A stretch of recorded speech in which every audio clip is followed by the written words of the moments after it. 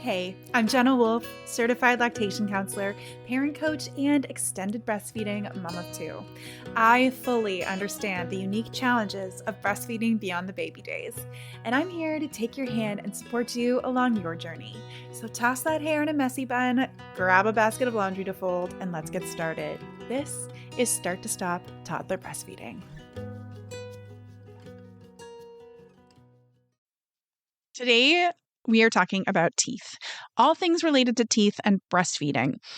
It seems like once you get through that newborn stage, then you're just worried about teeth all the time. Teeth, teething, biting while breastfeeding. Then you're concerned about cavities and if breastfeeding's causing cavities. It's also really normal for parents to worry about breastfeeding a child who has teeth, for other people to worry about it for you, to hear things like once they have teeth, you're going to want to wean them, right? Or that it's inappropriate to breastfeed a child who has teeth because they have teeth. That must mean that they eat solid foods, right? And somehow that must mean you need to wean them. Today, we're going to be covering it all. I'm going to be dipping into the science, a lot of practical strategies, and really just unpacking this connection between teeth, teething, biting, cavities, and breastfeeding. So let's just start out with whether or not teeth impact breastfeeding. Is it a problem to breastfeed your child when they have teeth? And the straight up answer is no. Teeth do not affect breastfeeding. They shouldn't. In a normal, ideal kind of latch and situation, the mouth of your child is creating a seal and like negative pressure vacuum inside of their mouth. And then their tongue is going to extend forward and massage the breast. And that's what's going to stimulate the flow of milk and kind of create that gentle suction that's drawing the milk in and back. So when that happens, it's not just drawing the milk in and back, but it's actually drawing the nipple and the areola. So the breast tissue should be further back than their teeth, which means that the milk isn't really ever touching their teeth, right? It's getting funneled back into their mouth. And the tongue should be cupping that flow of milk and funneling it away from the teeth. So the milk shouldn't be touching the teeth. As well, the teeth shouldn't really be involved in the actual act of breastfeeding either. They should be kind of up and out of the way. The jaw should be relaxed and open, and the tongue should be the thing that is doing the work, right? So we want to see this kind of on their jaw, this gentle rocker motion. So it's moving up and down, but it's more moving forward and backward instead of this like piston motion of up and down, chomping. In an ideal normal breastfeeding situation, the teeth are not involved. The teeth that your child gets early on and falls out during childhood are actually called baby teeth or milk teeth. We have always associated those teeth with the time in our lives, in the time in the human life when they are drinking milk. Interestingly, there was research done by a researcher named Catherine Detweiler, who's an anthropologist, and she was looking at the kind of natural age of weaning and trying to extract the natural age, the natural biological process of breastfeeding and weaning from cultural impacts. So she was looking at non-human primates and what their breastfeeding experiences are like. And she was trying to predict from that information when we would wean as humans if we were not in a cultural like impact, in the cultural, environment that we're in. She made 7 predictions, but one of them I think really applies here. And that was looking at the research of Holly Smith, who looked at a group of 21 species of non-human primates, so monkeys and apes, right? And when they weaned. And out of that 21 group, like 21 different species, they all weaned when the offspring was getting their permanent molars. So that happens around age 5.5, 6, 7, that these permanent molars erupt in humans. So if we were to use that one kind of source of prediction, teeth actually do have somewhat of an impact in the breastfeeding experience, in that the eruption of permanent teeth may coincide with a kind of natural age of weaning from breastfeeding. This was actually the case for me. My 6-year-old weaned when she was 6 while the permanent molars were erupting. So I found that kind of interesting. I feel like that's an interesting tidbit to kind of tuck away. And it might be something to share with people who tell you that breastfeeding your child who has teeth, is going to be a hellish experience for you. So just to recap, no, breastfeeding with teeth is not a problem. You do not have to wean because your child has teeth. And your child will eat complementary solid foods alongside of the breast milk until they are weaned, whenever that happens. So you don't have to worry about it. Now, let's talk about the process of actually getting those teeth. Teething. So it's normal, as you know, for a teething infant or child to experience some disruption in sleep. It's also normal for them to temporarily have a latch that is less than ideal. So as I was talking about before, when the latch is happening properly, the teeth are not involved. But if there's some pain or some swelling, especially this happens with toddlers when they're teething their 2-year molars, it happens that inflammation's kind of more around the jaw, and it can happen where that latch can get a little bit sloppy or painful. So what can you do about that, right? They've started to wake up more frequently to breastfeed overnight as a way of coping with the pain, but then their latch isn't as ideal. So perhaps they're not getting the same relief that they should be, could be, would be if they were latching better. As well, you may be in more discomfort because of this kind of difficult, not proper latch. So the first thing that you can do, of course, is provide your child with some pain relief. So that could be, over-the-counter pain relievers, if that feels good and right for you. Stay away from gels, of course, that contain things like benzocaine or lidocaine. And if you're going to use some, quote, natural options, like homeopathy and those kinds of things, just check out wherever you are in the world, what your government health body says about those things, because there are FDA warnings against some of them. In Canada, Health Canada has made statements about some of these things as well. So just take a look and see whether these things are A, safe, and B, effective, because sometimes they are and sometimes they're not. So just do some research before you start buying some of these natural alternatives to over-the-counter pain relief for teething. Because, unfortunately, parents can be a vulnerable population that can be kind of preyed upon by people who maybe are not, following the safety protocols and procedures that they should be, right? So we just want to make sure that you're safe. So I just put that in that caveat if you're going to use those things. So you have over-the-counter pain relievers, you have perhaps some natural alternatives. Other things are simply like gum and jaw and cheek massages, right? You can get a little bit of coconut oil or a lotion and massage your little one's jaw and neck. You can get your fingers in there and massage their gums. As well, you can get teethers, right? Teethers, chewy toys, chewy necklaces, sensory chewy things you can buy them on Amazon and lots of different places. Etsy, these places, they sell them. So those are great for helping to relieve some of the tension in the jaw, help to relieve the pain, right? To get that biting, chewing on those spots that are sore, right? And kind of get that moving and working. And then that can be a really great way to relieve some pain for your child, which in turn creates a better latch, which creates more sleep, right? Less pain also creates better sleep. So that is my little piece of advice for teething and the teething process. Some other things to note just while they are teething is make sure that you're offering some water during the day. Now, of course, I'm talking for toddlers teething molars, not for babies under 12 months. But if you have, a 2-year-old who's teething some molars, just make sure that they're getting hydrated, right? If you're not breastfeeding as frequently, if it's summertime and it's hot, of course, if you're in Australia or you're listening to this at a different time of the year, it happens to be summer in North America where I am right now. But dehydration can be kind of one of those sneaky areas that can cause your child to have some difficult behaviors, right? Even if you think about it, when you're dehydrated, it's easy to be grumpy. It's easy to have a hard time doing things that you should do. And that can just put a lot of pressure on your parenting and on that breastfeeding relationship. So keep that in mind. So we talked about whether or not breastfeeding is normal and okay while your child has teeth. The process of getting new teeth teething. Let's talk about biting for a minute. So it's common for breastfed babies, toddlers to bite occasionally while they are breastfeeding, but it is not the norm by any means. Not every child is going to experience this at all. So if you're afraid that this might happen, it could happen, but it's not a guarantee by any means.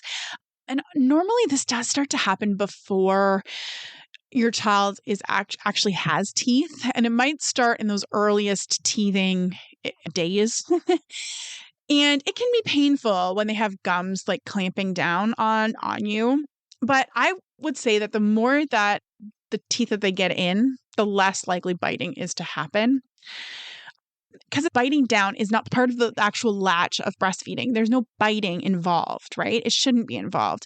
So it's not normal for a baby to bite at the breast.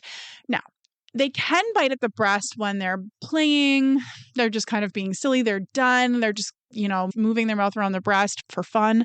They could be sensory seeking, in which case, again, a chewy tube or a chewy necklace or something like that. A teether could really help get that sensory input that they're looking for. It also sometimes happens when there is teething and those kind of things going on. So pay attention for that as well. But let's talk about what to do when your child bites. So if you Google it or type in a mom's group or whatever, you're going to find the people who say no loudly, put your child down, walk away, end the feed. That I don't think that advice is helpful.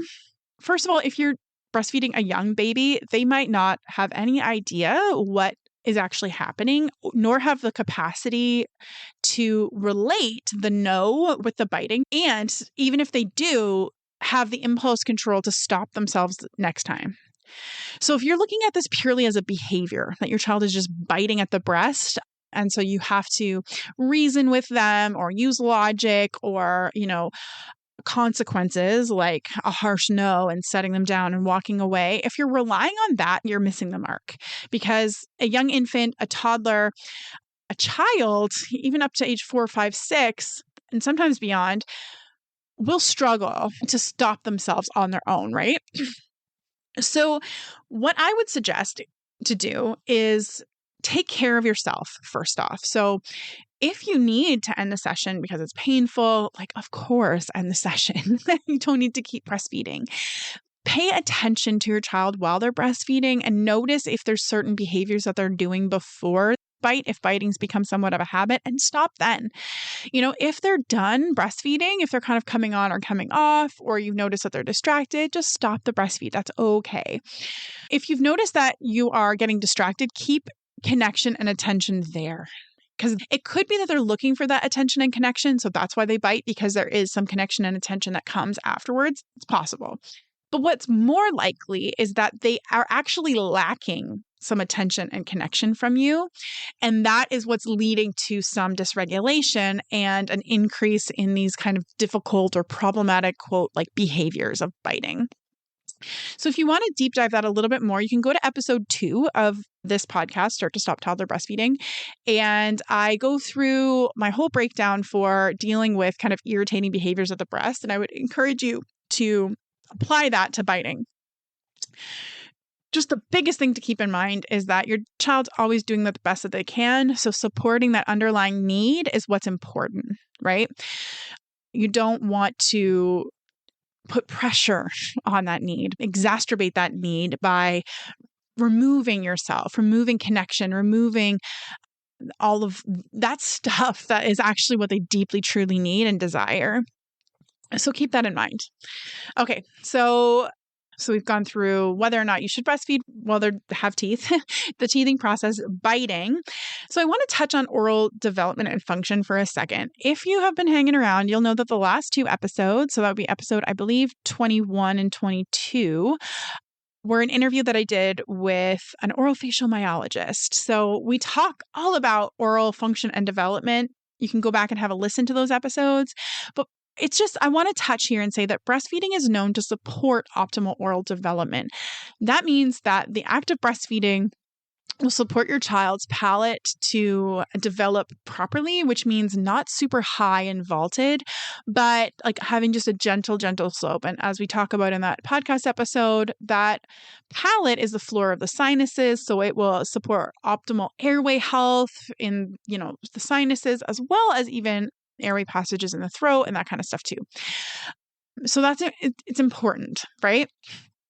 But if there are oral restrictions, tongue ties, lip ties, optimal latch might be impaired. So if there have been those things in the past, if your child did have a tongue tie, perhaps they do have a tongue tie. Maybe somebody said, oh, they might have a tongue tie, but it's okay. Just keep an eye on those things. And when it comes to teeth, this is where I'm making this connection, is that poor latch could be, and poor latch and poor development, right? Like it's not that maybe that's caused a palate that's really high and all these things that will cause the teeth to become an active player in the breastfeeding when maybe they shouldn't be, right? Like in an ideal situation. So you may have your child unlatch and see little lines from the teeth kind of pressing on the breast. You might have some pain. In these cases, it's also possible that there's an increase in cavities. So I'm going to get into the cavities in just a second, but with ideal oral function, all of the milk is being funneled away from the teeth. As well, the tongue and the palate are working together. So the palate is cleaning the tongue with the swallows. And even when eating solid foods, the food, the saliva and everything that's being created and the swallowing patterns are actually cleaning the mouth. But if there's an impairment in optimal development, that might not be happening, and that can contribute to cavities. So moving into cavities, it is kind of a hot topic for dentists, for breastfeeding moms, for lactation consultants to talk about whether or not breastfeeding can cause cavities. For a long time, the jury was kind of out on whether or not breastfeeding, like breast milk, caused cavities. And there was some research that showed that the lactose in breast milk is cariogenic or creates caries or cavities. The trouble is that the lactose in breast milk doesn't exist by itself. So there are other components of breast milk as well. And one of them is lactoferrin. And lactoferrin is a healthy bacteria that actually kills the cavity-causing bacteria in the mouth. So we've now come to see that breastfeeding, while breast milk does have lactose in it that could potentially create cavities, the lactoferrin in the breast milk is actually preventative of cavities. So in an ideal situation, breast milk will not cause cavities.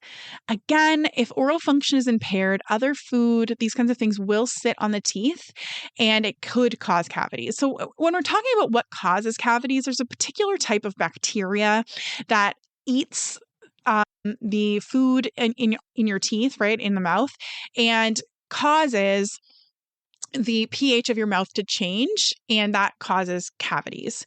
So we don't want that to happen, right? So some of the ways that you can prevent cavities are by brushing your child's teeth as well, not sharing your saliva with your child, because if you have cavity-causing bacteria in your mouth, it could transfer to your child's mouth. But you do not need to wipe your toddler's teeth after breastfeeding at night. Unless there are extenuating circumstances, perhaps your child already has some impairment in their enamel or a condition where their enamel hasn't developed properly. And even with that, I would encourage you to take a look at some research, which I will put in the show notes here.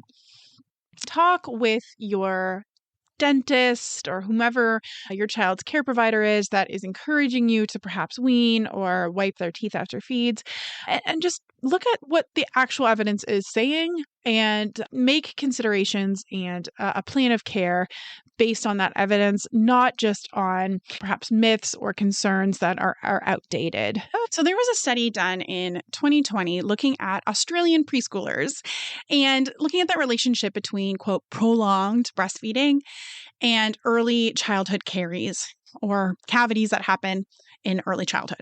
So the research found that there was no association between breastfeeding beyond a year and the development of early childhood cavities, which is good news, right? For many decades, people kind of had theories about whether or not breastfeeding did cause cavities or didn't cause cavities. And you'll still find a lot of dentists and people who work in the dental field and industry suggest that breastfeeding does cause cavities and that you do need to do things like wipe your child's teeth after they've had a breastfeed at night. However, like I said, we know that the lactoferrin in breast milk is protective against cavities. And we have research now to show that breastfeeding does not cause cavities in children. So I hope that that is beneficial for you and supportive for you. Now, if you are struggling with brushing your toddler's teeth and doing all of those things, that's kind of like another conversation. But in the same way that I'll talk about biting and difficult, challenging behaviors that happen with our kids, it's important to keep the conversation and the time that you're together brushing teeth positive, right? That is really, really important. And always look for that need. What is going on underneath? Is it a lack of autonomy? Do they feel like, you're just shoving this brush in their mouth and they don't have any say over it? Is it discomfort? Is it uncomfortable for them to brush their teeth? Does the toothpaste taste bad? Is do you brush too rough? All of those things can be considered if you're struggling with brushing your toddler's teeth. The best tip that I have ever been given or given to anyone is to pretend that there's something really silly in your child's mouth. It is a wonderful way to get them to open their mouth really wide, to be really playful. And it will allow you the space in their mouth to kind of look in and see and get all those little bits brushed. So that's my little quick piece of advice for you. I hope that you really, really enjoyed this episode of Start to Stop Toddler Breastfeeding. So we've covered breastfeeding is normal with teeth. It is not a problem. You do not have to wean just because your child has teeth. We talked about going through that teething process and understanding that when your child is teething, it could be disrupting sleep. It could be causing a poor latch. And so you want to be mindful of that and support yourself and your child through that process. And then we talked about biting, how biting could be from sensory seeking or playing or kind of being bored at the breast. And it's important to take care of yourself, but also don't expect logic and reasoning or consequences to be making an impact on your child in a positive way or to be the thing that kind of stops the biting from happening. And go and check out episode 2 if you want some more support with navigating that kind of challenging behavior at the breast. He also talked about oral function and development and how breastfeeding is supportive for oral function and development. But if oral function is impaired, then it is possible that there could be more cavities happening. And so you'll want to optimize that oral function. And you can go back and listen to the last couple episodes, which was an interview that I did with Jenny, the orofacial myologist, and get some more support for that. And then lastly, we talked about cavities and whether or not breast milk causes cavities. And we know that it does not. We have research to show that it does not cause cavities and that the lactoferrin in breast milk is actually protective against cavities. And we've known for a long time that breastfeeding under a year is protective against cavities. It's always been that beyond a year that's been a little bit of a question mark. But now we have the evidence to say that it does not cause cavities. And we know actually from longitudinal studies from children from 21 to 72 months, this was a study that was done in 2006, that lack of oral hygiene and consumption of sugar-containing snacks and enamel hypoplasia were significant factors for cavities, not breastfeeding. So that was some research that's a little bit older, but still pretty exciting and helpful to see. So if you're struggling with any eating habits with your child, then go back and listen to the interview that I did with Kristen Parks, the IBCLC and registered pediatric dietitian. That's the picky eating episode. You will be able to scroll back on your podcast player and find that episode too. Okay, so I hope that you enjoyed this walk through teeth biting, cavities, and breastfeeding. If you enjoyed this episode, please share it with some friends. Give me a subscribe and leave a comment if you would like. I love to see those on whatever podcast player that you are using. That is all from me today. I cannot wait to talk with you again next week.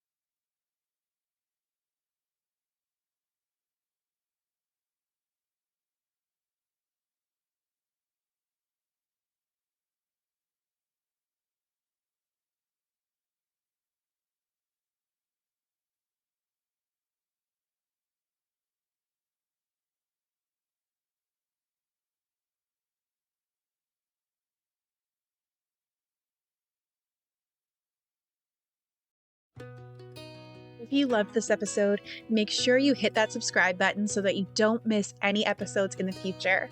Also, check out my breastfeeding toddler communication guide and cheat sheet to learn how to say no to the feed while still saying yes to the need at www.ownyourparentingstory.com/guide.